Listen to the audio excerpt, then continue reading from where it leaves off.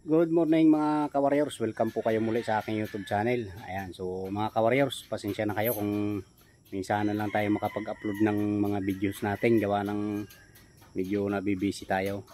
So ngayon mga ka-warriors, ang ipakikita ko sa inyo ay mayroon, so matagal-tagal na tayo hindi nakakapagpapisa ng ating mga sisiw, gawa nung nagpalipat-lipat tayo ng tirahan mga ka-warriors, ano. So ngayon, dito sa ating talagang bagong tirahan, mayroon ng bagong pisa yung ating inahin na mga sisew mga ka-warriors. Ayan, so ipakikita ko sa inyo. Pero bago yan mga ka-warriors, ayan, so maraming salamat pa rin mga ka-warriors. Maraming salamat pa rin sa panunood nyo, pagsuporta ng ating mga video mga ka-warriors. Ayan, so big shout out sa inyong lahat mga ka-warriors. So ingat kayo palagi, and God bless mga ka-warriors. Ayan, so wag na natin patagalin to mga ka-warriors at medyo uulan. Ayan, oh, madilim ang panahon mga ka-warriors. So dito siya naglimlim sa may sako. So nandiin siya mga ka-warriors. Ayan, yung ating Bruce Gray, naglimlim siya. Ang nilimliman niya ay siyam na itlog, siyam or walo. Ayan, ayan, pisa na siya mga ka-warriors. Ayan, oh, kahapon pa to mga ka-warriors. Ayan, so ang cute nila. Ayan, oh, ang galing. Okay, ayan, so may dalawa pa na pipisain mga ka-warriors. Ayan, so bali naka-ready na yung ating ating paglalagyan ng mga sisiw. Diyan sa karton natin ilalagay. Ayan mga ka-warriors. Ayan, so pinasilip ko sa inyo mga ka-warriors kasi nakaka excited ulit, na nakakatuwa, gawa ng tagal na natin nakapagpapisa ng ating mga sisiw, ano, kasi gawa nga nung ating palipat-lipat ng tirahan. Ayan, okay na yan mga ka-warriors. So tuloy-tuloy na ulit yung ating pagpapapisa ng mga itlog ng ating mga inahin mga ka-warriors. Ayan, mayroon na rin ako ni ready dyan na paitlogan. Ayan, kasi sa ano lang sila, sa baba lang sila nangingitlog mga ka-warriors. So ngayon mga ka-warriors, ang gagawin natin, hindi na napisa yung dalawang itlog, ano.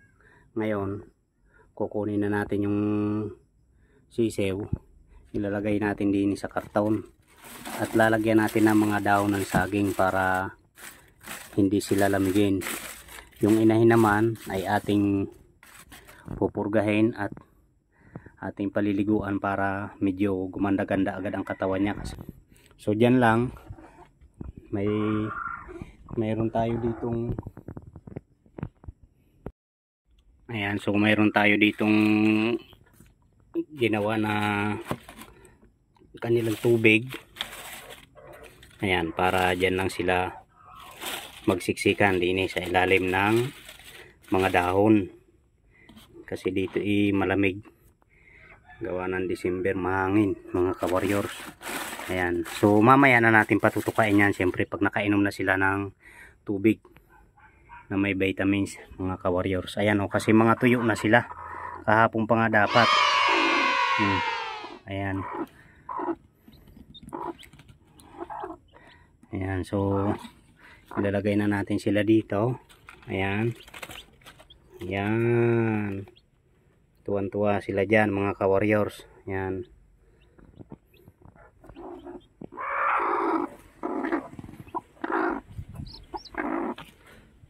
ayan, ayan, papasok sila dyan. Ayan mga ka-warriors, oh, nagsisiksik sila dyan sa, ayun, natago sila sa dahon ng saging. Ang galing mga ka-warriors. Ayan, so dyan na sila para makapag relax na sila mga sisiw. Ayan, ayun ang cute nila mga ka-warriors, oh, mga black gray and Bruce Gray. Ayan mga ka-warriors, so nakapasok na sa loob. Ayun, oh, yun. Ayan, ang galing. So yan mga ka-warriors, ganito lang ang aking style ng pagpapalaki ng aking mga sisiw dito. Mga ka-warriors, ayan. Ayan o, nakatago o, ang galing. So hindi hinahanap nila ang kanilang nanay, mga ka-warriors. Ayan. Ayan, medyo madilim nga lang. Okay. So bali 6 na piraso sila mga ka-warriors. Ayan. Ayan. So ayan mga ka-warriors, maraming salamat sa panonood nyo ng ating mga simpleng video na ginagawa. So paki-like and share pa rin mga ka-warriors ng ating mga video. Ayan, maraming salamat.